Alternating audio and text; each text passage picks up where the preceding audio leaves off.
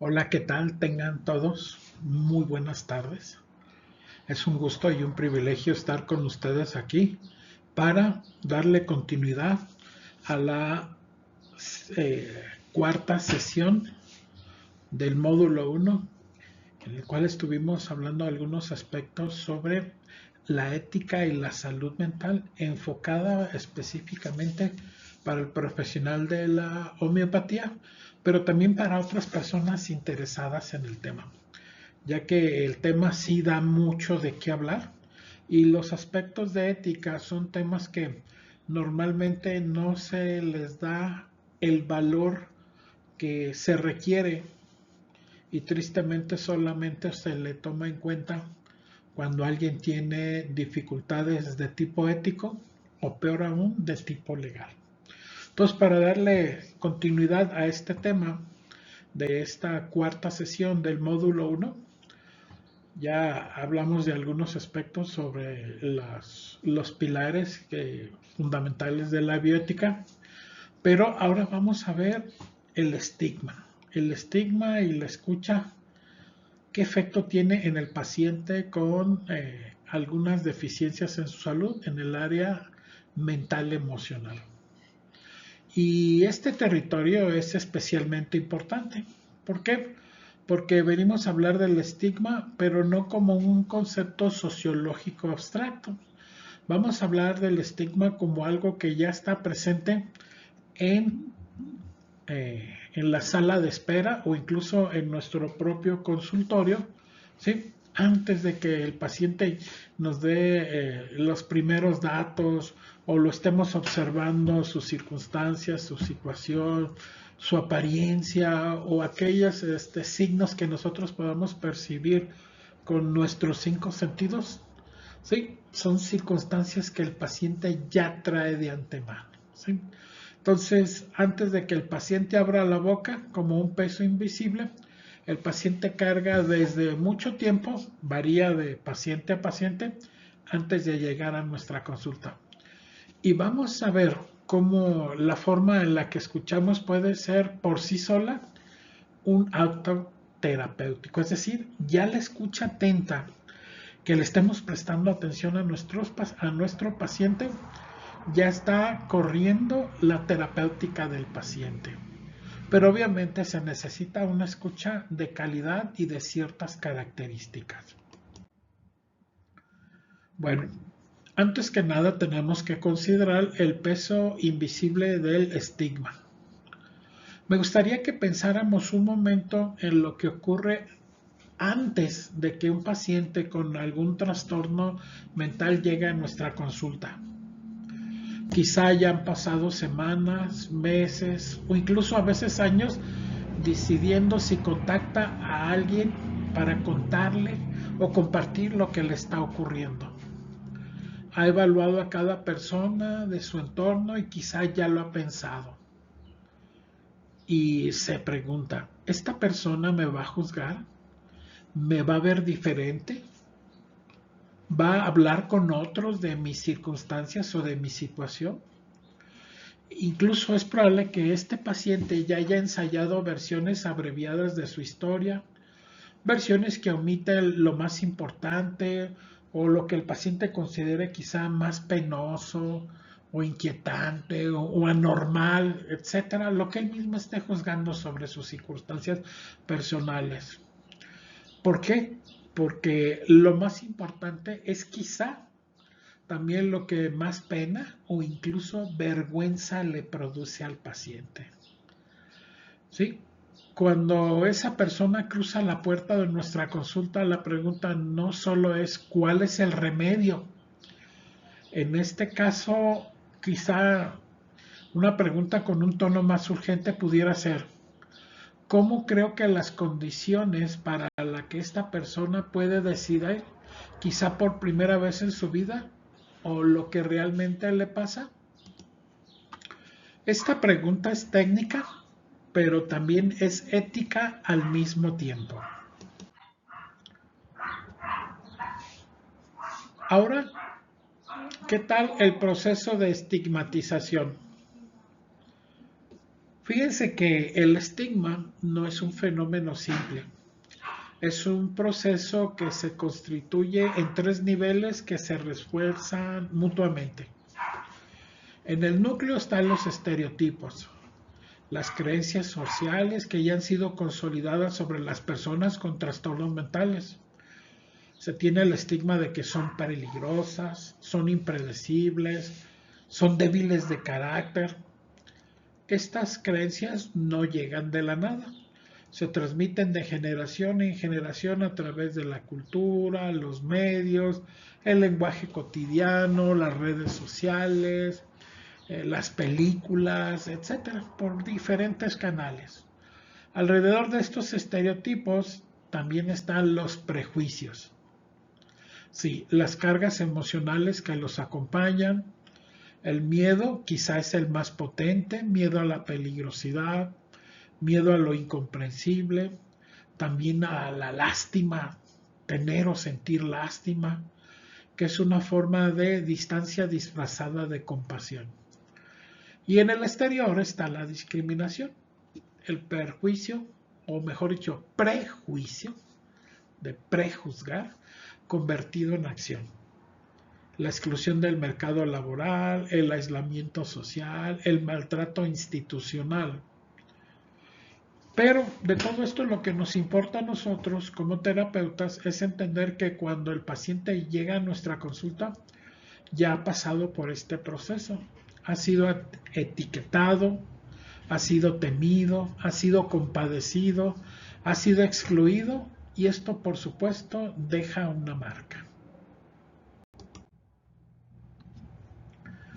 Para esto analizaremos cuáles son los estigmas, ¿sí?, más frecuentes, y en esta ocasión vamos a mencionar 4 tipos de estigmas y sus efectos clínicos.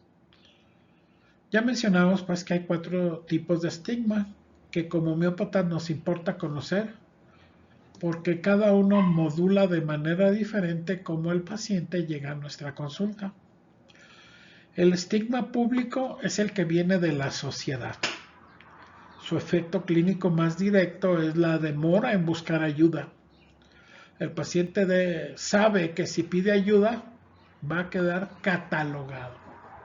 Así que espera y cuando finalmente llega, el cuadro puede que ya lleve semanas, puede que lleve meses o incluso lleva años ya instalado.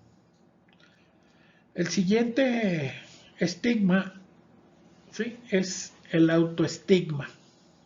Es decir, el que la persona se impone a sí misma.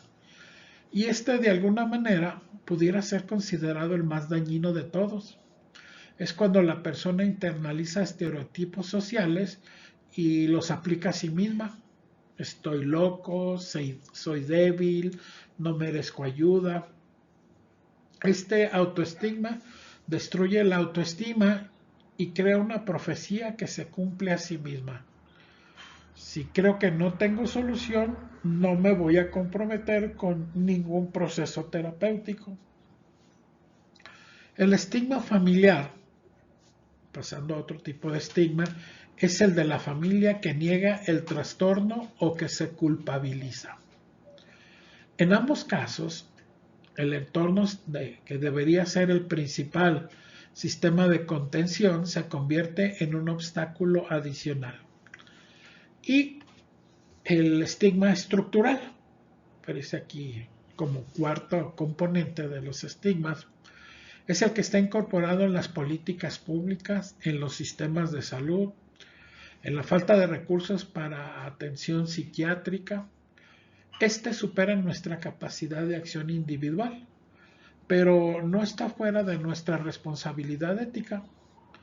Defender los derechos de nuestros pacientes quizá también puede ser parte del quehacer de todo homeópata.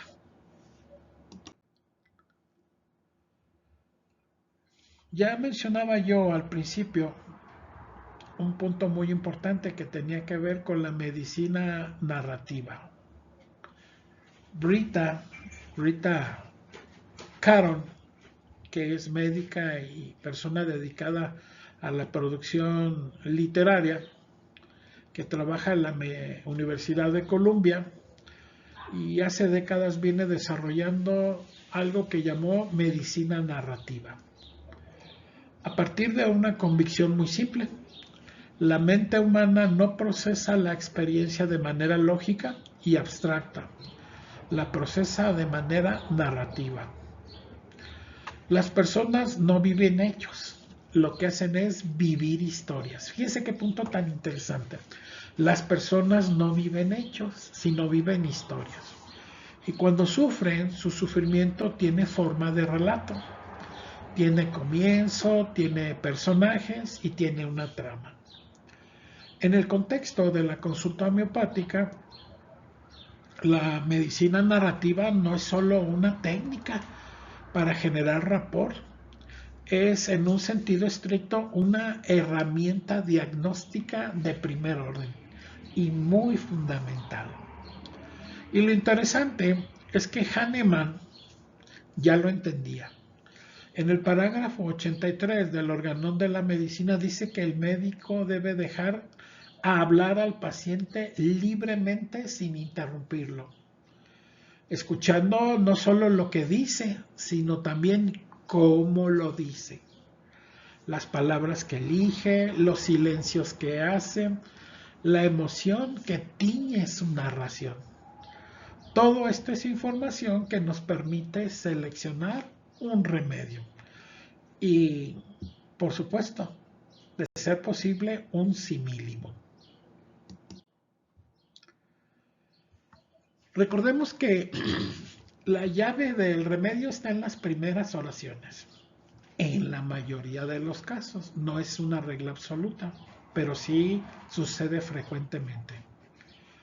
Esto que voy a decir ahora es algo que los grandes prescriptores repiten constantemente y que cualquiera de nosotros puede verificar en su propia práctica. La llave del remedio suele estar en las primeras oraciones que expresa o que emite el paciente. Antes incluso de que el médico o el terapeuta intervenga con preguntas dirigidas, pues suelen ser las más honestas, las más auténticas, porque el paciente todavía no empezó a adaptarse a lo que percibe que el terapeuta quiere escuchar. Cuando el terapeuta, ahora sí, entra a la conversación con preguntas demasiado pronto, el paciente empieza a responder en lugar de narrar. Y hay una diferencia entre las dos cosas. ¿Qué necesitamos para crear las condiciones de esa narración? Bueno, primero, un silencio sostenido sin ansiedad. No el silencio incómodo que el terapeuta apresura porque no sabe qué hacer con él. Más bien es un silencio, un tipo de silencio que invita a expresarse. Segundo punto del proceso: preguntas abiertas e indirectas. ¿Puede contarme más sobre eso? En lugar de ¿tiene miedo al abandono? Una pregunta directa como esa ya le estamos diciendo al paciente por dónde queremos nosotros que él se vaya y no por donde el paciente tiene la necesidad de expresar su propia historia. Tercero, atención a la metáfora. El paciente que dice me siento aplastado nos está diciendo algo más que una figura retórica. Nos está dando la imagen de un remedio. El cuarto punto, la tolerancia a los rodeos. El paciente suele llegar al centro de su historia a través de lo que parece tangencial. Si lo cortamos para que vaya al grano, probablemente nos perdemos de la información que en su momento pudiera ser más importante de todo el caso.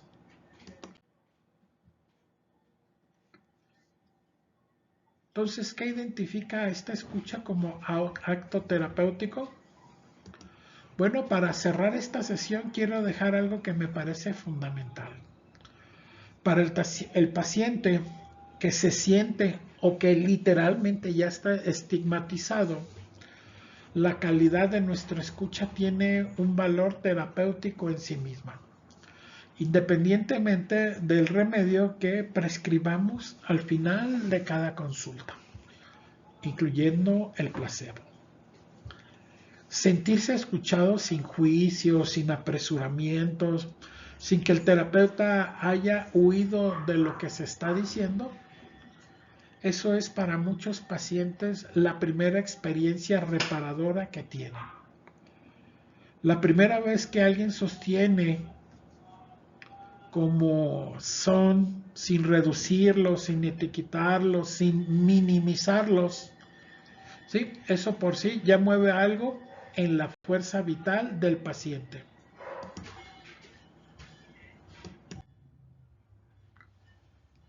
Bueno, ahora pasemos a otro punto muy interesante que tiene que ver con los dilemas éticos. Aquí es donde quizás nos vamos a poner un poco más serios, ¿sí? Llegamos al corazón más exigente de esta ponencia. Vamos a hablar de situaciones clínicas concretas, situaciones donde las decisiones no son fáciles, donde no hay respuestas genéricas y donde el margen de error puede ser bastante significativo. En este punto no hay recetas. Quizá podemos considerar algunos criterios que nos hagan reflexionar, porque ese es el ingrediente fundamental de la ética, la reflexión. ¿Sí? La reflexión, ¿por qué? Porque cada situación, porque cada individuo plantean situaciones muy específicas.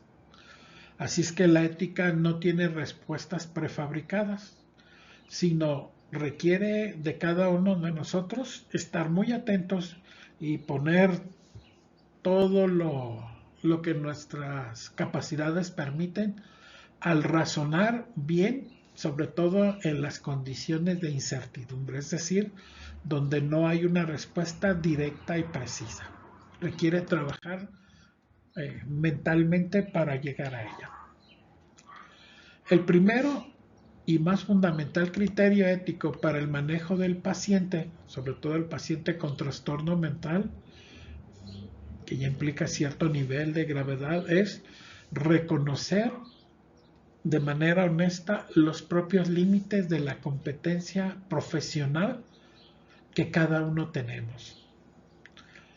Hay que tener en cuenta que la humildad clínica no es una debilidad, de hecho es exactamente lo contrario, porque requiere tener la fortaleza suficiente para decirnos a nosotros mismos cuando un caso puede llegar a superar mis recursos, ¿sí? Mis recursos profesionales, mis habilidades, mis experiencias, mis herramientas, ¿sí? Y cualquier otra situación que permita darle respuesta terapéutica a un paciente y considerar que nuestro paciente merece más de lo que nosotros en un momento determinado podemos ofrecerle. Esta frase es difícil de pronunciar, especialmente cuando hemos construido una relación de confianza con el paciente y cuando sentimos que derivarlo puede sentirse como un abandono al propio paciente, darnos esa sensación de que nos estamos deshaciendo de él o que el propio paciente pueda sentir que lo estamos abandonando. Pero el reconocimiento honesto de nuestros límites es quizá un acto más bien protector que nosotros podemos realizar a favor de ese paciente. Por eso la pregunta es importante. ¿Cuándo derivar? ¿Cuándo se deriva? ¿Cuándo es imprescindible? Hay tres situaciones básicas, por supuesto hay más, pero estas son tres fundamentales, las que les voy a proponer, que no admiten ambigüedad. 1. Cuando hay riesgo suicida inminente. Cuando el paciente expresa una ideación suicida con un plan estructurado, es decir, que sabe cómo, sabe cuándo y sabe dónde, incluso que tiene acceso a los medios y sin factores protectores claros, especialmente si ya tiene intentos previos. En ese caso, la evaluación del riesgo puede que supere la competencia profesional del homeópata y requiere una valoración psiquiátrica, quizá de urgencias, potencialmente una internación en un establecimiento de salud especializada en psiquiatría. Otro punto sería un paciente con psicosis aguda severa, cuando el paciente ha perdido el contacto con la realidad, alucinaciones activas, delirios que lo llevan a acciones peligrosas para él o para personas en su entorno, pensamiento completamente desorganizado. Aquí es donde el homeópata, que tiene menos experiencia, quizá no tenga las herramientas para contener ese estado de manera segura y todavía de manera solitaria, es decir, solo, sin estar acompañado de otro colega. Cuando existe riesgo para terceros. Si el paciente expresa intenciones concretas de dañar a personas específicas, el deber de protección hacia esas personas puede, en ciertos contextos, superar incluso el deber de confidencialidad que tenemos hacia el paciente. Y quiero subrayar algo que me parece importante. Derivar no es el fin de la relación terapéutica, no es un abandono, es un acto de cuidado. El homeópata que derivó puede y debe mantener el contacto coordinado con equipo multidisciplinario, ¿sí? Cuando este sea posible, debe mantenerse. Y recordemos, así con todas sus palabras, una derivación bien hecha, justificada, es un acto incluso de amor profesional.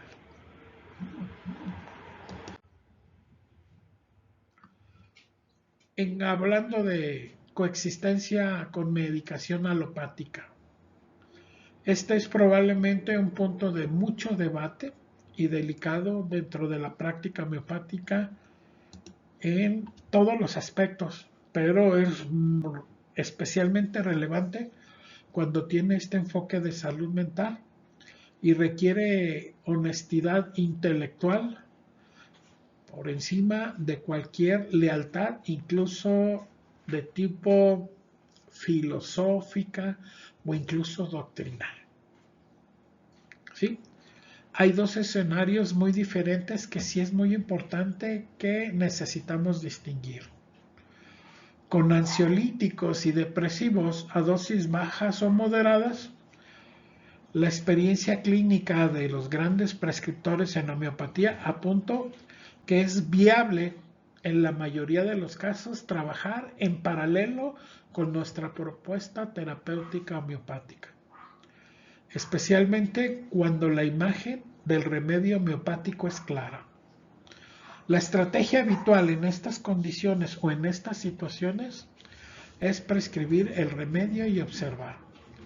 Cuando esta mejoría es sostenida y genuina, el paciente quizá puede ir reduciendo la medicación alopática de manera gradual por indicaciones del médico alópata. Pero, y esto es crítico, esa reducción, recuerden, debe ocurrir siempre con el conocimiento y la coordinación del profesional que prescribió el medicamento alopático siempre. Ahora, ¿qué tal cuando el paciente ya tiene prescripción de medicamentos neurolépticos o antipsicóticos? Esta situación es cualitativamente diferente y mucho más compleja. Puede interferir con la reactividad vital que el médico necesita movilizar. Y además, estos medicamentos suelen ocultar síntomas al punto de hacer inaccesible la imagen del remedio. Es decir, estos efectos de estos medicamentos, tanto los efectos terapéuticos esperados como los efectos secundarios, pueden ocultar la imagen completa del cuadro homeopático del paciente. Entonces, el homeópata que trabaja con un paciente en tratamiento antipsicótico, ¿sí?, está trabajando, por decirlo así, con una sombra del cuadro real. Es más complicado obtenerla. Entonces, considerando ese punto, cuando un homeópata que sugiere suspender o modificar el tratamiento sin coordinación, actúa de manera éticamente inapropiada. Sí, quiero ser muy directo aquí porque el tema lo requiere. El homeópata que sugiere a un paciente que reduzca o suspenda su medicación psiquiátrica sin coordinación con el médico prescriptor está actuando de manera éticamente inapropiada.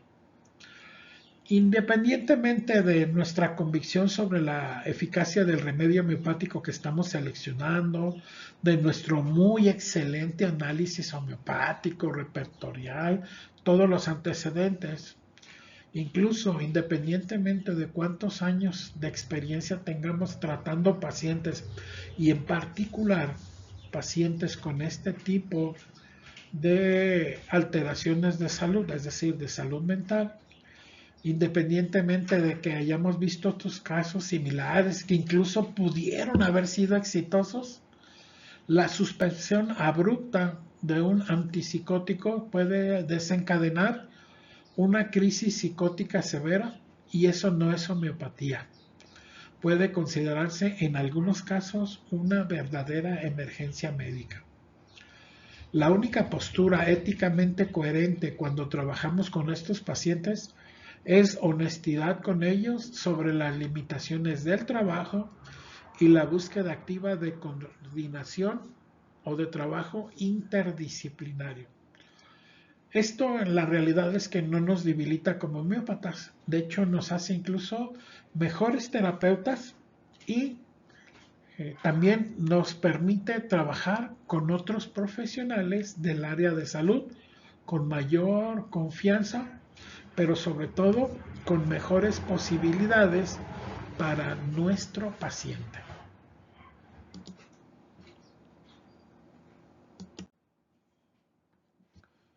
Otro punto muy importante es comprender las reacciones terapéuticas.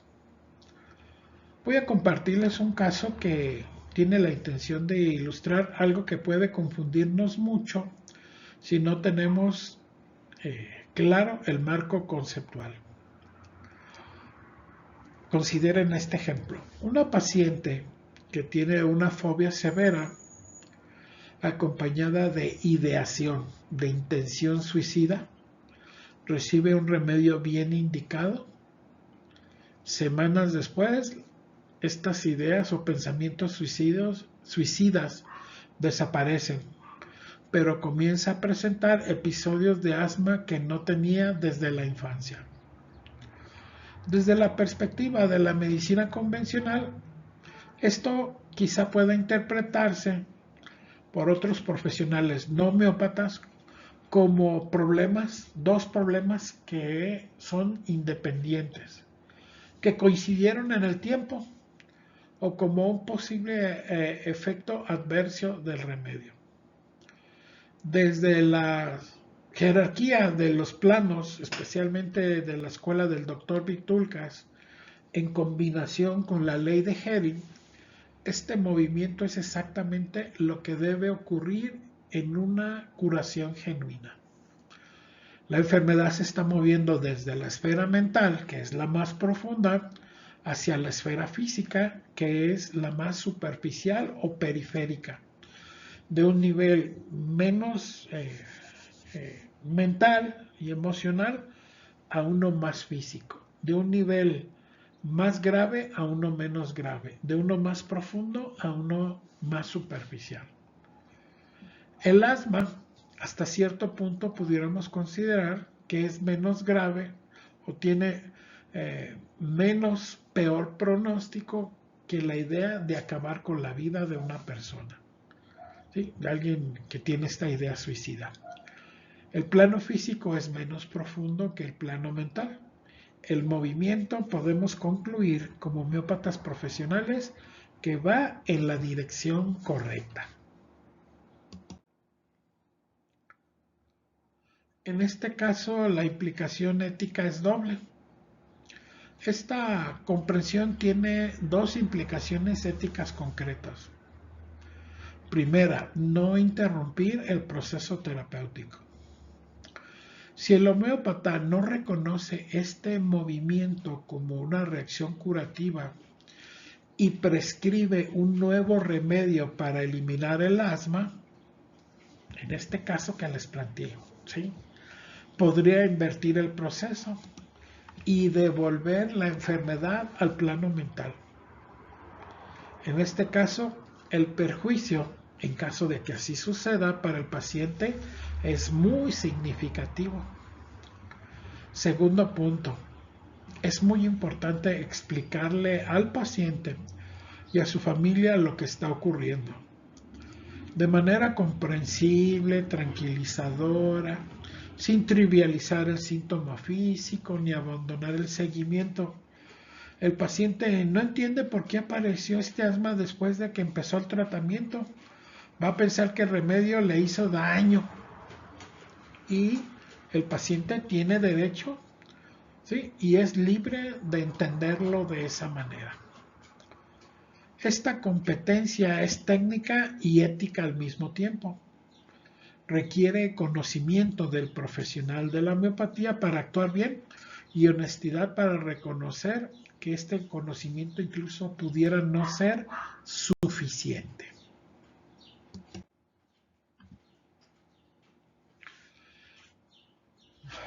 Bueno, pues estas son las implicaciones que tiene el quehacer homeopático. Estamos ayudando al paciente y este caso anterior sí nos deja pensando sobre hasta qué punto es ético suprimir. Bueno, llegamos a una sección que quizá no siempre se considera de manera adecuada. Suele generar un silencio, particularmente en el auditorio. Ahora vamos a hablar de nosotros como terapeutas de la homeopatía. Vamos a hablar de los que cuidamos, de los que escuchamos historias de violencia, de trauma, de desesperación, día tras día, semana tras semana, ¿sí? De lo que eso, es decir, estas experiencias, estas interacciones con los pacientes hace con cada uno de nosotros. Entonces, es importante tener este deber ético hacia el paciente, hacia sus familiares, pero también es importante tener un cuidado ético y saludable hacia nosotros mismos como terapeutas. Y esto le vamos a llamar la paradoja del cuidador. ¿Sí? La paradoja del cuidador. Fíjese qué interesante. Existe una paradoja profunda en el corazón de toda profesión que se dedica a ayudar a las personas. Es decir, quienes se dedican al cuidado de los demás suelen ser los que menos nos cuidamos a nosotros mismos. Y en salud mental esto tiene un nombre clínico, ¿sí? Se pudiera comparar o denominar como fatiga por compasión, trauma vicario o desgaste por empatía. Son términos distintos pero análogos para una misma realidad. Es esta exposición continua y acumulada al sufrimiento ajeno, tiene un costo, ¿sí? Tiene efectos sobre el profesional que nos dedicamos a atender pacientes. Pero ¿cómo se manifiesta este costo? Bueno, en intrusiones, imágenes, pensamientos o sueños relacionados con los relatos de los pacientes que se cuelan en nuestra vida personal. En entumecimiento emocional, ¿sí? Entumecimiento emocional. Esa pérdida progresiva de la capacidad de conectar con el sufrimiento del otro, que parece deberíamos celebrar porque ya no nos afecta tanto, pero que en realidad también puede ser una señal de alarma. Y también puede trascender en tener sentimientos de impotencia y desesperanza. El cuestionamiento del sentido de lo que hacemos, el ¿para qué sirve todo esto? Si las personas igual siguen sufriendo o incluso, pues de todos modos nos vamos a morir. Entonces llegar a creer que lo que estamos haciendo es algo inútil o solamente es un detente para un desenlace inevitable. Pues todo eso también tiene efecto ¿qué? En nuestras emociones, en nuestros pensamientos y por supuesto en nuestra salud. Y algo todavía más paradójico, los más empáticos son los más vulnerables, ¿sí? Muy paradójico. Y este es algo que quizá valga la pena detenerse a entender. Incluso más allá de esta ponencia, de esta charla, de este tópico, y es que los terapeutas más empáticos son los más vulnerables para el desgaste. Los que escuchan con mayor calidad, ¿sí? Son los que están más presentes, son los que se comprometen más profundamente con el sufrimiento de los pacientes. La misma cualidad que nos hace buenos terapeutas nos pone en mayor riesgo de desgaste. Este fenómeno, ya mencionábamos algunos términos, algunos conceptos análogos: trauma vicario, desgaste por empatía, fatiga por compasión, burnout empático. Aunque lo importante no es el nombre, lo importante es que también lo sepamos reconocer. Y esto claramente no es una señal de debilidad, es una consecuencia incluso predecible a la exposición sostenida al sufrimiento humano cuando no se tiene sostén y los recursos necesarios para procesarlo. Finalmente, pues no somos de piedra, también somos seres humanos, somos de carne y hueso y también pasamos por situaciones que generan traumas en los diferentes planos de nuestra existencia, en lo físico, en lo mental, en lo emocional, incluso en lo espiritual. ¿Sí? Por lo tanto, sí es importante trabajar con supervisión. ¿Sí? Entonces, esta supervisión y este concepto de debriefing como actos éticos. ¿Qué podemos hacer con todo esto? Hay 3 prácticas que propongo que sean pilares del autocuidado ético del homeópata que trabaja especialmente con pacientes en el área de salud mental. Yo creo que es para los homeópatas en general. ¿Por qué? Porque en general nuestros tratamientos, aunque las dolencias o las manifestaciones o las intenciones no tengan que ver con la esfera mental emocional, finalmente salen a relucir en la mayoría de nuestras actividades terapéuticas. Por lo tanto, mi propuesta sería la siguiente. La primera es la supervisión clínica. ¿Sí? Presentar casos difíciles o complicados ante colegas o supervisores más experimentados para analizarlos en conjunto. De hecho, en todas las profesiones de salud mental bien establecidas es un estándar. En homeopatía todavía es una práctica poco extendida y eso quizá pudiera ser un problema importante. La supervisión como tal no es una señal de incompetencia, es exactamente lo contrario. Es la demostración de un nivel de compromiso con el bienestar del paciente que supera el orgullo profesional.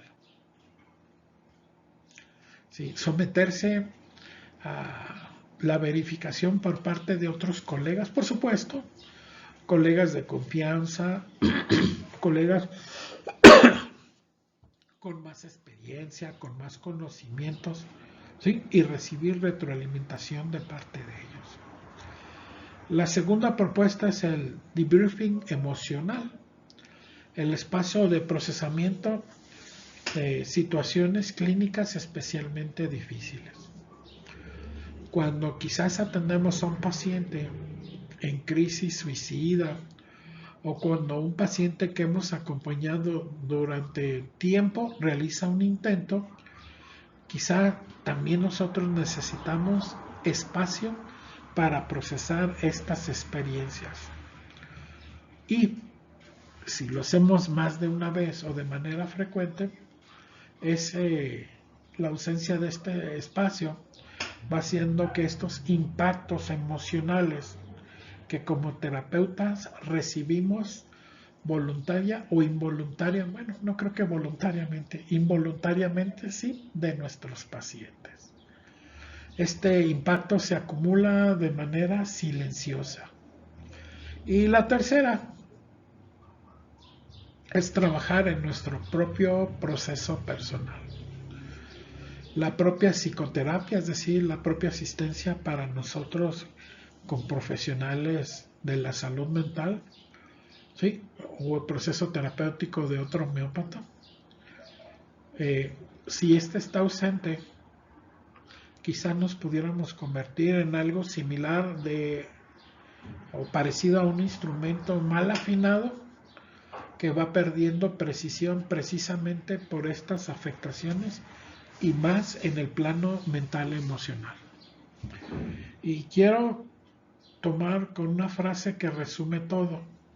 La supervisión protege al terapeuta, sí nos protege a nosotros, pero también finalmente termina por proteger al paciente. Así es que está en nuestra necesidad también atendernos a nosotros mismos.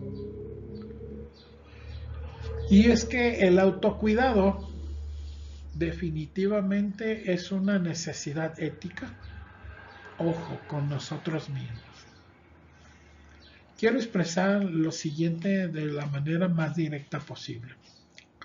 Este autocuidado no es un lujo, no es un signo de debilidad, es un imperativo, es una necesidad en varios sentidos, pero sobre todo ético. Ya que los homeópatas pues también somos seres humanos con un sistema nervioso, con una historia emocional propia, con un límite de tolerancia al sufrimiento ajeno, y pretender que esto no es así o actuar como si no importara no es una fortaleza, es una negación. Un terapeuta que no se cuida no puede cuidar bien a sus pacientes. Un instrumento mal afinado, por más conocimientos que tenga, ¿sí? Sus prescripciones van perdiendo precisión. ¿Qué significaría cuidarse en la práctica cotidiana? Bueno, un punto sería establecer límites claros en el número de casos de alta complejidad que atendemos simultáneamente. No podemos tener 10 pacientes en crisis al mismo tiempo y pretender estar presentes para todos estos pacientes. Mantener espacios de vida que no están relacionados con la clínica, actividades, vínculos personales, emocionales, intereses que nos recuerden que somos más que nuestro trabajo, es decir, desarrollar nuestras actividades personales bien delimitadas, pero que no estén subyugadas las unas a las otras. simplemente son esferas diferentes. Es muy importante sostener relaciones personales y sociales fuera del ámbito profesional. O la otra, la soledad del terapeuta también puede ser un riesgo. Es decir, enfrentar estas situaciones en soledad. Así es que consideremos también nuestra situación de seres humanos vulnerables. Así es que, pues, ¿cuál sería la conclusión de estas dos ponencias? Bueno, hemos llegado al final de este recorrido. Lo técnico y lo ético son inseparables. Ya nos dimos cuenta de eso. Pero vamos a ver por qué para cerrar esta ponencia. ¿Cuál sería una síntesis? Bueno, el quehacer técnico como el quehacer ético son fundamentales. Tienen la misma validez. A lo largo de estas dos ponencias hemos recorrido 4 pilares. Primero, la escucha de calidad no solo es una buena práctica comunicativa, es la condición técnica para recoger información que necesitamos para elegir el remedio correcto. Sin esa escucha, prescribimos a ciegas. Punto número 2, la maleficencia. ¿Sí? En nuestra prescripción. Es decir, estar al pendiente de no afectar a nuestros pacientes. 3, ofrecer lo mejor de nosotros a nuestros pacientes y a nosotros mismos. Y la equidad y la justicia, por supuesto que los homeópatas nos caracterizamos por dar lo mejor de nosotros mismos, teniendo en cuenta la validez o lo que tiene cada persona en particular, sin hacer distinciones de una o de otra, ni de condición económica, ni de condición social, ni de condición religiosa, ni de género, ni de ningún tipo. Nos gusta en general, yo lo he percibido en mi experiencia, la equidad y la justicia, y siempre buscamos promoverla. Bueno, consideramos finalmente el horizonte final de nuestra práctica. Nuestro objetivo como terapeutas no es solo aliviar el dolor, aunque eso ya es mucho, ¿sí? Mucho. Es algo más ambicioso. Es cooperar con el perfecto mecanismo que el Creador, esa es mi creencia, nos ha otorgado a cada uno de nosotros, ¿sí? Ayudar al individuo a recuperar su creatividad, sus sensaciones, su sensatez, su capacidad de amar y su necesidad de contribuir al grupo donde se desarrolla. Eso es salud en el sentido más pleno que la homeopatía propone. Bueno, esta ponencia tiene las siguientes referencias, ¿sí? Están disponibles en la pantalla por si las quieren consultar. Chéquenlas. Los invitamos a investigar más, por supuesto. Solo fue una opinión, una embarradita, como dicen por ahí, ¿sí? Así es que mi invitación es a profundizar en los temas en los que trabajamos. Les recomiendo estos 3 libros, ¿sí? La ciencia de la homeopatía, el doctor Vituljas, que nos propone en sus obras, es prácticamente la fuente primaria de todo lo que hablamos de la jerarquía de planos, la dirección de la curación. Para los principios bioéticos, aquí está este libro de Bichon y Childress, ¿sí? Desgraciadamente no está en español en todas sus ediciones, pero vale la pena el esfuerzo. Acuérdense, ya tenemos herramientas de inteligencia artificial para estarlo analizando y revisando. Y para la fatiga por compasión, ¿sí? Este es un libro práctico, accesible, que no habla solo de diagnóstico, sino de qué hacer con este desgaste. Así es que, pues agradecemos mucho a todos su asistencia. Esta sesión va a ser expuesta a través del canal de YouTube para que lo tomen en cuenta y nos dejen sus preguntas, sus comentarios, sus sugerencias, sus observaciones y, por qué no, también sus correcciones si ustedes las perciben. Acuérdense, la supervisión, recuerden que es un acto de amor hacia nosotros mismos y hacia nuestros pacientes. Así es que agradecemos la información que ustedes nos hagan llegar, que seguramente y creemos que nos complementará y acrecentará nuestras capacidades profesionales. Entonces les decía, déjenlos aquí abajo en la caja de comentarios de este video de YouTube para que todos las conozcan y las puedan repasar. Muchas gracias. A nombre de el Consejo Consultivo del Colegio de Licenciados en Homeopatía del Estado de Jalisco, Asociación Civil. Recuerden, es el trabajo de un equipo de personas que con mucho entusiasmo trabajamos. Y tomen en cuenta el inicio del módulo número 2, que ya está presente en todos nuestros medios de comunicación. Muchas gracias por este privilegio de intercambiar información con todos ustedes. Muchas gracias y excelente tarde.